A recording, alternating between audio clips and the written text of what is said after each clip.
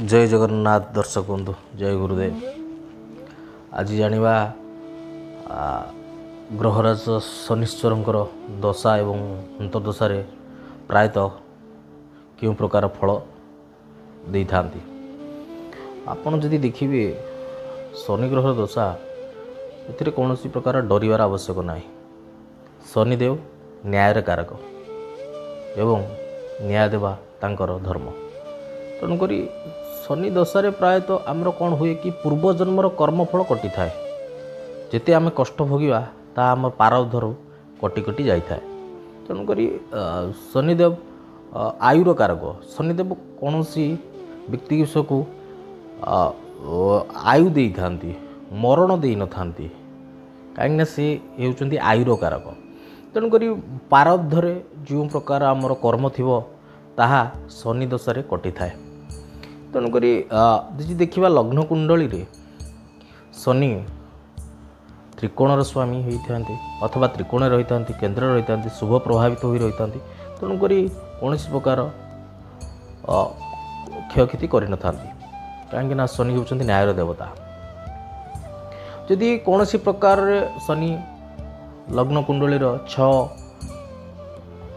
8 और 12 घरे रही पीड़ित होता प्रायतः शनि दशा खराब जाए। तेणुक आपड़ जदि देखिए शनि दशा प्रायतः काम गुड़िक विलंब होता है एवं विभिन्न प्रकार लॉन्ग टर्म डिजीज होता है। यही प्रकार वायुजनित रोग आम शरीर होता है। तेणुक शनि ग्रहर प्रभाव कौन डरबार भयभूत हबार किसी ना। कहीं शनिदेव होती न्यायर देवता। तेणुक जमी लोक डरी जाती शनि ग्रह दशा कि अंतर्दशा लोक डरी जाती कौन भयभूत हबार ना। कहीं जदि आप देखिए तुला लग्न अथवा वृषभ लग्न प्रायतः युगकारी होता ये लग्न व्यक्तिविशेष मान बहुत फलप्रद दे था। तेणुक जदि जन्मकुंडली शनि खराब स्थिति अच्छा पाप पीड़ित होता प्रायतः खराब फल दे था। से आमर प्रारब्धर कर्मफल होता है। तेणुक आम कष्ट पाए। जदि कौन व्यक्तिविशेष माने कष्ट पाऊ शनि को दशा एवं अंतर्दशा से माने कौन करेंगे ना शनि जो भाव में बसी थाए मनकर शनि चतुर्थ भाव में बस चतुर्थ है 400 ग्राम राशि तेल आणवे।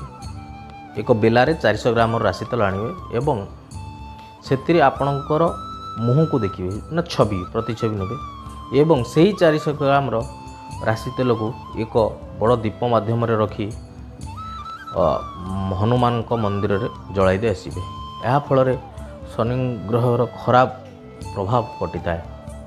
द्वितीयतः आपड़ देखिए विकलांग लोक हो हैंडिकैप्ड लोक हो से कंबल दान करवा खाଇବା दान करवा यह माध्यम शनि ग्रहंकर कुप्रभाव कटि थाए। एवं राशि किछि राशि मनकर जमती कहली जो भाव में शनि अवस्थापन कर पीड़ित होता है मनकर पंचम भाव में होगले 500 ग्राम राशि एक प्रवाहित जल में शनिवार दिन भसाइले शनिंकर भी खराब प्रभाव कटि थाए। जय जगन्नाथ दर्शक बंधु। जदि भिडियोटी भल लगी लाइक शेयर सब्सक्राइब करिए भूलिए। जय जगन्नाथ।